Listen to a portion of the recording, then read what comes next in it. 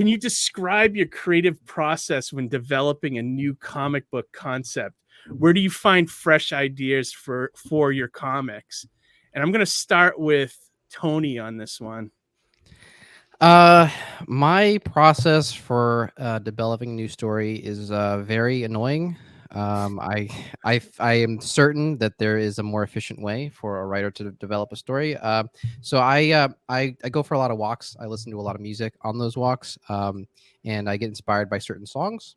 And I get caught up in the emotion of whatever the song is, and then these kind of single image moments start to kind of pop up when I'm listening to these songs.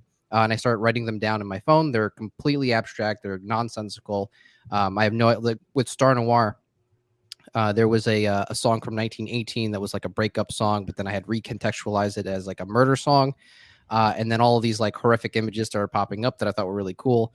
And then there was like a DMX song that I was listening to that also had conjured up a bunch of images. And then once I had like about 30 of the list of 30 of these like single image moments, then I tried to kind of find some correlation between them and start organizing them into like what would be kind of the roughest version of like 5 acts.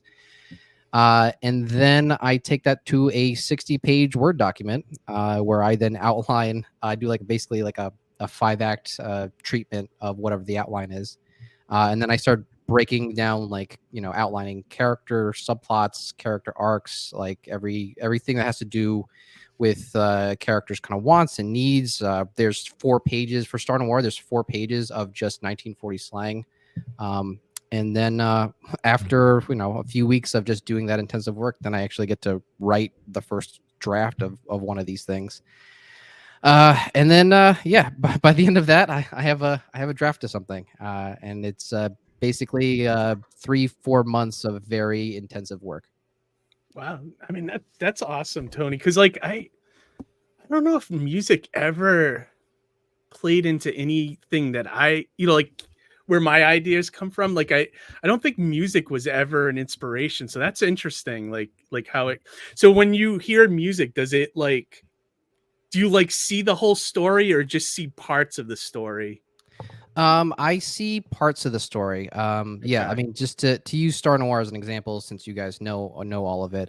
You know, the things that were in that list were just like, you know, a bunch of a press of photographers trying to, you know, get a snapshot of a dead body, and Alan says, "Cover him up, will ya?" You know, Alan in his backyard at night, touching frozen grass and looking up, and there's an alien floating towards him like a ghost. You know, he sees his captain talking to an alien. He runs in there. There's a human there, and I have no idea at that point when I'm making that list. I have no idea, you know, how that fits. I don't know which acts those goes into.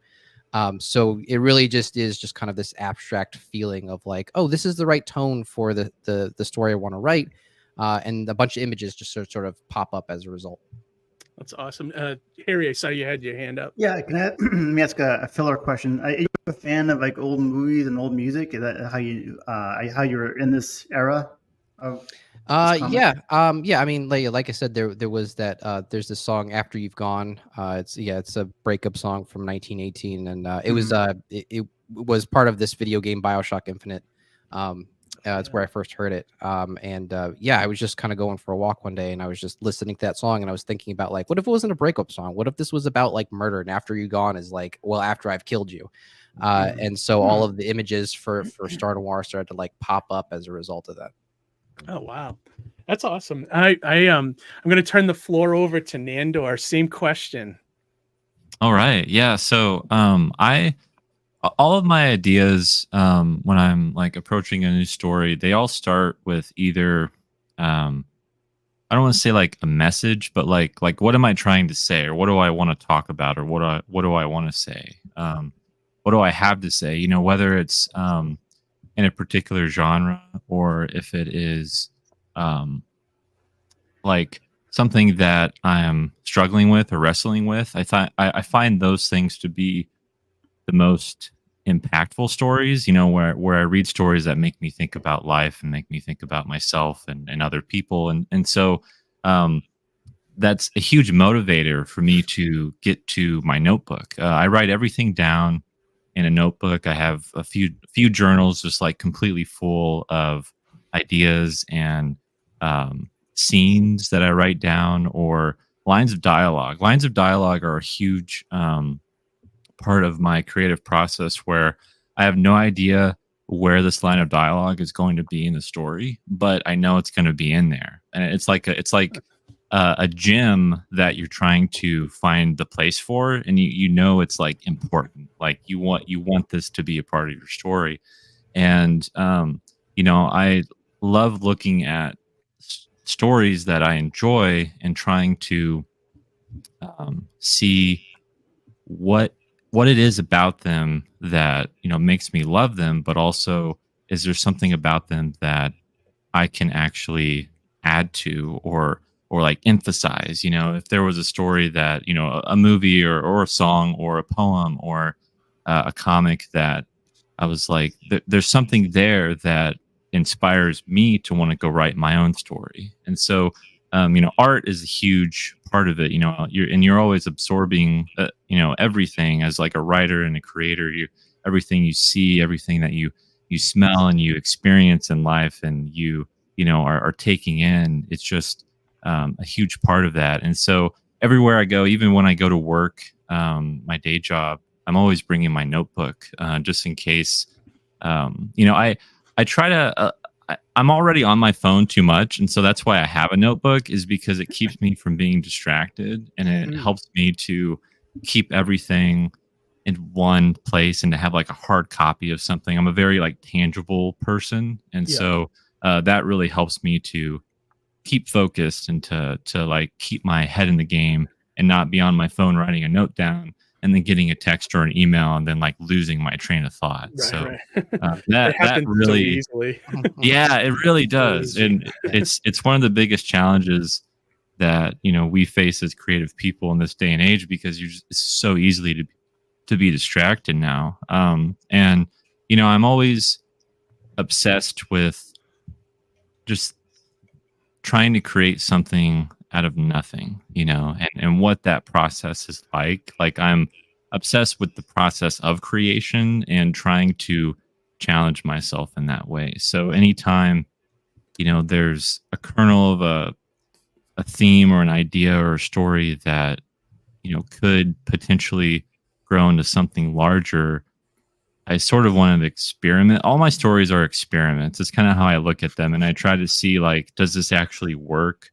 And a lot of the time you don't want to like force the story out, but you're like, like intuitively there's something there, and you're trying to wrestle with it, and you're trying to get it out of your system and figure it out. So it's like, it's a puzzle, and that's what makes it like really interesting. So I just had a vision of Nandor in a lab mixing caustic chemicals to make a story.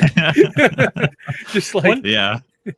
One thing I was going to say, one point that out of everything you talked about there, Nandor, that I thought was interesting was when I get an idea, like I never see the dialogue. Like I never get like a line of dialogue. Like, it's almost more just the idea that comes to me. Yeah. And then as I build the characters and everything, then the dialogue kind of, once I know who the characters are, that's when the dialogue starts to flow for me. So that's kind of interesting. So is it like you just see like that one cool movie line or something like that? Is that sort of what? Yeah. Like when you like the there's something like something will change. I don't know necessarily like who is going to say this piece of dialogue or what, like, the context of where it is around, but there's an idea there that is being presented in that dialogue. And that's what I'm fascinated by, whether it's a character struggling or commenting on the world around them or something that they're facing. It's like, this is like this is what the world turns on. Like, this is what is going to kind of be the foundation for the character. And maybe, it could be the end of the story. You don't know where it's going to fall, but it's like, I want to figure out how to,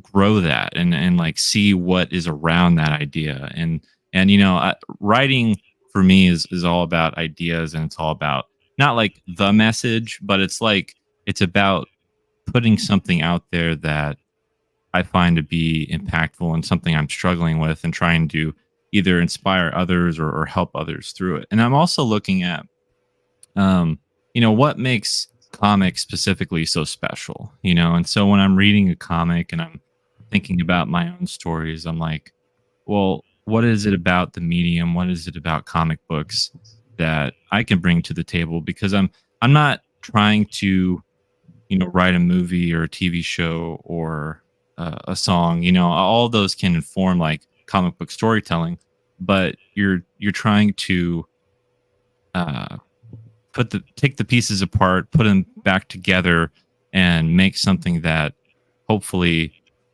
is unique to what comic books can do, because those are the best comic book stories. Yeah, absolutely. Right on. That's great. Well put. How about you, George? Same question. What do you have? Yeah, no, I love coming on shows like this where we're talking about writing, because it validates everything I do. It's almost like I am doing it right. Like when I hear guys like Tony's talking about like, building this world and taking 3 months to write before you even go into your script. I'm like, oh, thank God, I'm not wasting time. Like, because I tend to do that, right? Before I even write a word of script, I'm building this world, right? And that idea comes from like anything. It could be anything. And Nandor, much to what you were saying, I love this quote by a writer named Nathan Anglender. He writes short stories, he writes novels, but he says, write what you know isn't about events, it's about emotions.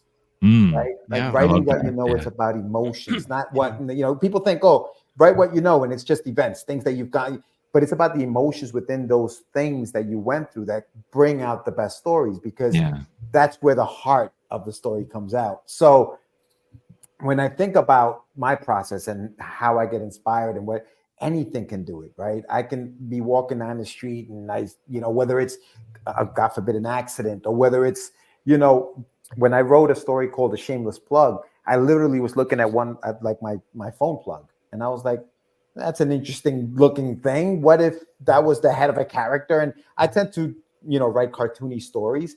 Yeah. So that becomes the character. And I'm like, okay, let me build a story around that character.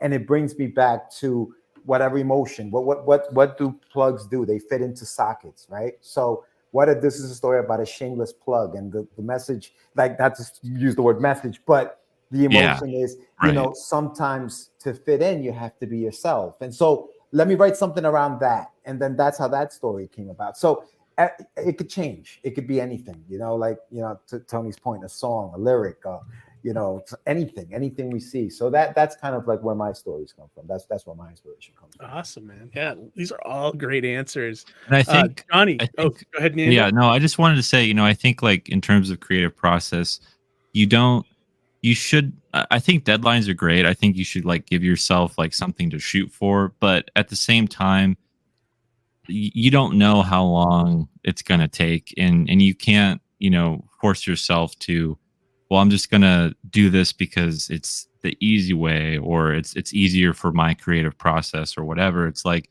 you really have to be honest with yourself. And if it takes 3 months, it takes 3 months. If it takes a year, it takes a year, but that's okay. Like, and, I definitely consider myself a slow writer. So yeah, when I hear, people are putting out, like 3, 4, 5, 6 books, within a year. I mean, money has, something to do with that too when it comes to comics, but even just storytelling, it's like, whoa, like if it's very discouraging to see that, because it's like, man, am I just like so slow and like I'm not good at this, and I won't be able to make a living at this because I am so slow? Or is it, just how you work? And maybe that's all it is. It's just how you work and how your mind, I process things. It takes me a long time to like go through the motions and process things. And when I talk with people, it's like I'm trying to pay attention to everything they're saying, and I have to think about it for a while before I can actually go, here's my response to that. But I think good things really they take time. There was a quote I found in one of my writing books, and they mentioned that like every writer has their own process and they all hate them. Like they all hate their own Yeah. process. So it really just, whatever is the process that works best for you. And, you can't be too critical of what that process is because, it's how you get to the end, the best result for yourself. Yeah.